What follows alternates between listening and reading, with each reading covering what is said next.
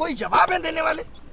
और शिक्षकों को आपको पता होगा बस में बिठा के घुमाया जा रहा है, दिल्ली भ्रमण करा रहे हैं। सेंटर चेंज हुए हैं इधर उधर हुए, उस पर क्या कहना है उनका? हाँ, उनका ये कहना है, हमने बोला कि आप 5 ये ले लो, तो बोले ऐसा कुछ नहीं है, हम सिटी तो 10 दिन पहले बता देते हैं। और पता अपना एग्जाम्पल क्या कह रहे बाबूजी, मैं जब पेपर देने जाता था 3 साल सीजीएल भी निकाला मैंने, तो मैं स्लीपर भी नहीं मिलती थी, धक्के खा के जाता था। तो उनका ये है कि बच्चे भी धक्के खा के जाएं, फिर काय का डिजिटल इंडिया, फिर तुम देश को आगे ले गए हो, तुम आज से वही हो रहा है। रिपीटेड क्वेश्चन थे और जो एआई वाले इन लोगों ने मुद्दा उठाया था कि एआई से पेपर बनवा रहे हैं, उस पर उन्होंने बड़ा चलो कह रहे आपको पता है वर्जन पेपर दे रहे हैं हम, वर्जन पेपर है, ये सब थे, एग्जैक्ट शब्द बता रहा हूँ। कैसे?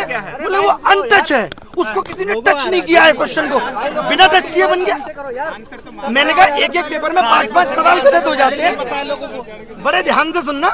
मैंने कहा एक एक पेपर में 10-10 सवाल गलत हो जाते हैं। बोले पेपर अनटच है, किसी और को टच कराएंगे कि चेक कर लो एक बार तो गलत हो जाएगा, पेपर आउट होने के चांस है। आज आप देख लो जो लोग हमारे पेपर बना रहे हैं वो अपने मौसी के लड़के को भी बता दें, उनको भी नहीं पता ये पेपर किस एग्जाम में आएगा। मैंने कहा भाई आप सिलेबस में तो आपने दिया नहीं था, प्रोबेबिलिटी स्टैटिस्टिक्स, आप सिलेबस तो दे रहे हो। बोले उससे क्या मतलब है, बच्चे को नहीं पता कि 12th बेस्ड है और 12th में सब आता है। तो मैंने कहा आप ये भी लिख दो कि भाई 12th बेस्ड है, एनसीईआरटी पूछेंगे तो बोले लिख देंगे, ये इनडायरेक्टली तो लिखा हुआ ही है। कुल मिला के उनको किसी बात के लिए इतना सा रिग्रेट नहीं है कि बच्चे परेशान है या एग्जाम सिस्टम खराब है। उनको लग रहा है हम भी धक्के खाते थे, तुम लोग भी धक्के खाओ, धक्के खा के कोई नौकरी तुम्हारे हिस्से में आ जाए तो अच्छी बात है, नहीं तो नहीं। किसी भी बात के लिए उनको कोई रिग्रेट या परेशानी इस बात से नहीं है, वो मजे में है पूरे। और ये सर आप पूरे देश के शिक्षकों को आंदोलन करने के लिए बुलाए थे, अब मिलने के लिए डीओपीटी से बुलाए थे सर। हमको लगता है कि देश के तमाम शिक्षक आए हैं, सारे शिक्षक लगभग आए हैं और इतनी संख्या शिक्षकों की थी। आज जो पूरा क्रम हुआ, जैसे प्रशासन का जो आप लोगों से बिहेवियर रहा, आप एसएससी चेयरमैन से भी मिलकर आ रहे हैं, आपको क्या लगता है जो ये पूरा हुआ? आज सुबह डीओपीटी वालों ने भी बोल दिया था कि मिलेंगे, हाँ। फोन पे बात हो रही थी, बाकायदा नंबर आ रहे थे, ऐसे लग रहा था कितने सम्मान से बुलाया जा रहा है। तो आप सुबह से देख रहे हैं हर चीजों को सर, और पहले से भी लगे हुए हैं। कितना उम्मीद है कि आपके इस रिफॉर्म वाले आंदोलन से, इस मीटिंग से कुछ प्रभाव पड़ेगा या कुछ अंतर देखने को मिलेगा, कुछ सुधार होगा? लेके आए, जितना ज्यादा से ज्यादा बच्चा यहाँ के बैठेगा तो इस सिस्टम को ठीक करके ही जाएंगे, क्योंकि इतनी कमियां है ना। जैसे हमने बोला माउस और कीबोर्ड, हाँ ये मानते हैं थोड़ा माउस दिक्कत कर रहा है हर जगह माउस। हमने बोला एक बच्चा पीटा गया, बोले अच्छा बच्चा पीटा गया, वीडियो कहाँ दिखाइए, लिंक दे दिया कि भाई ये वीडियो है। उनको ये भी नहीं पता, वैसे उनको एक एक बात पता है, उनको हमारी वीडियो के एक एक शब्द पता है कि हम क्या बोलते हैं। उनको ये नहीं पता कि एक बच्चा पीटा गया है, बच्चों के साथ अभद्र व्यवहार हो रहा है। हमने कहा इन्विजिलेटर आप ऐसे ही रख ले रहे हो, बोले फिर कैसे रखें, चेक करने जाएं कि इन्विजिलेटर क्या करता था पहले, नहीं करता था। तो कुल मिला के सारे जवाब उलूल जुलूल थे और मीटिंग बहुत ही बर्बाद हुई।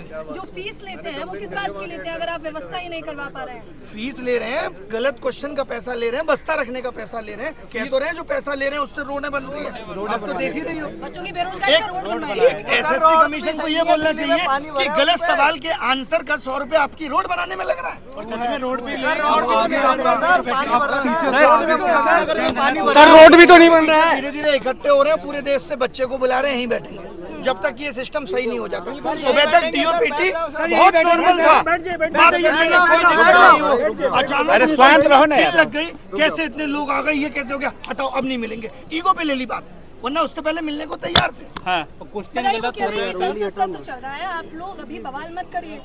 देखिए अभी संसद सत्र चलेगा, फिर 15 अगस्त आ जाएगा, उसके बाद दिवाली की छुट्टियां आ जाएंगी, फिर क्रिसमस आ जाएगा, फिर न्यू ईयर सेलिब्रेशन होगा, फिर मकर संक्रांति, फिर वैलेंटाइन डे, ये तो चलता ही रहेगा। समस्याओं का निदान होगा कब?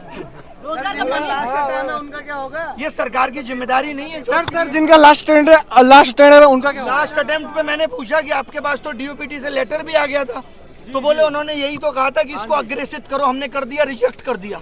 अच्छा साहब बोले रिजेक्ट कर दिया। तो सर सीजीएल में होंगे क्या कुछ चेंजेस सर? कह रहे सीजीएल बहुत अच्छे से कराएंगे। सर कब? कैसे डेट भी तो देते सर डेट भी तो देते। लगा तो उनकी बातों से पोस्टपोन होने वाली बात में शायद ना हो, लगा है। लेकिन उन्होंने एक बात और कही, जब आप शुरुआत में आप लोगों ने वीडियो देखा होगा, उन्होंने कहा आंदोलन करने की जगह जंतर मंतर है, तो आप लोग जंतर मंतर आइए वहाँ नहीं। हाँ मतलब ये कि आप जंतर मंतर पे जाके बैठो। अभी आप यहाँ ज्यादा बैठने लगोगे, इनको लगेगा यहाँ बहुत ज्यादा भीड़ हो गई, तो यहाँ भी ये कहने लगेंगे अब यहाँ भी मत बैठो। तो आदमी कहाँ बैठे? सोशल मीडिया की आवाज आप सुन नहीं रहे, तो कैसे भी तो आदमी अपनी आवाज पहुँचाएगा। सरकार इतनी बहरी कैसे हो सकती है? बच्चों के साथ जो अभद्रता की गई उसका क्या जवाब होगा? बहुत खराब है ये।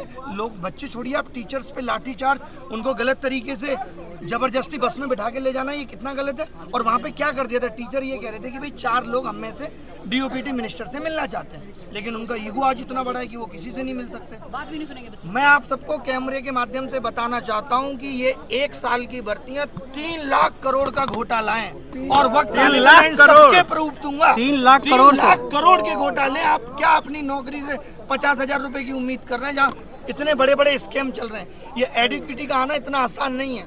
अच्छा, वो लोग शिक्षक का काम भी बता रहे हैं, वो कह रहे हैं आपका काम तो शिक्षा देना है, आप लोग आंदोलनकारी बन गए हैं। और जो बिना पढ़े लिखे नेता है वो शिक्षा पे पॉलिसी बना रहे हैं।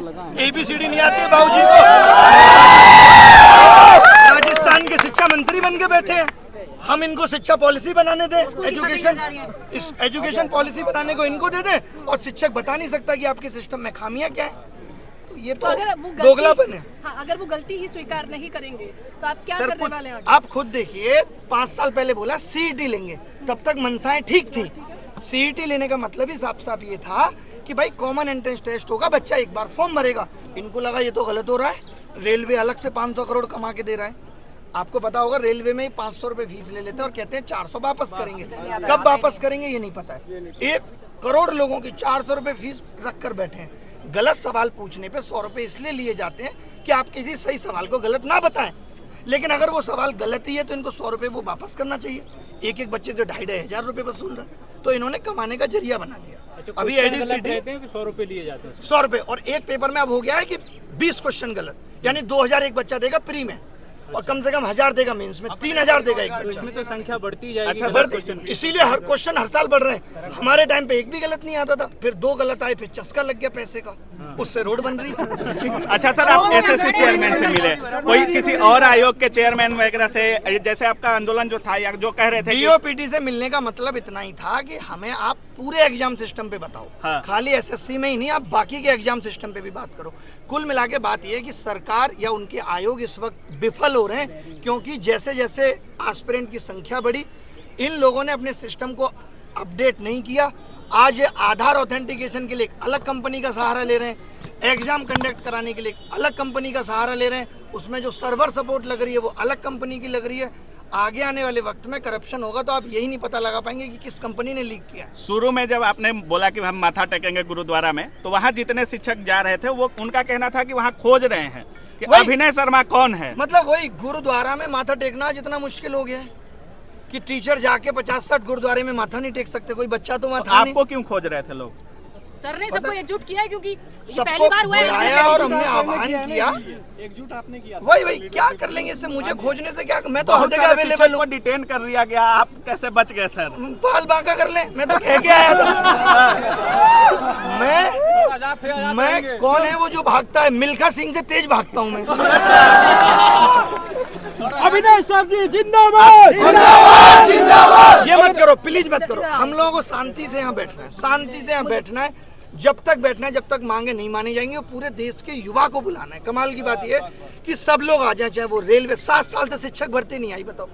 बेटा है देर की बातचीत में कहीं आपको लगा कि मतलब सर मोदी जी को ढीला करना है। मिला है? कहीं नहीं, कोई भी ऐसा आश्वासन नहीं था जो ठीक मिला है। टोटल इलॉजिकल थी। उनको अपना बताना था हम 16 घंटे काम कर रहे हैं, 8 घंटे सो रहे हैं। फिर ध्यान में आया उनको, नहीं 2 घंटे तो और भी कुछ कर रहे हैं। फिर बोले 14 घंटे काम कर रहे हैं। तो उन्होंने बस यही दिखाया हम बहुत काम कर रहे हैं बच्चों के लिए। हर एक बच्चे की समस्या को सुन रहे हैं, हर एक बच्चे की समस्या का निदान करने की कोशिश कर रहे हैं। कुल मिला के सरकार, एजेंसी और आयोग तीनों मिले हुए हैं और सबका एक ही उद्देश्य है, किस तरीके से युवाओं से पैसा वसूला जाए। अच्छा, आप देखो, आप पे ये आरोप भी लगा कि आप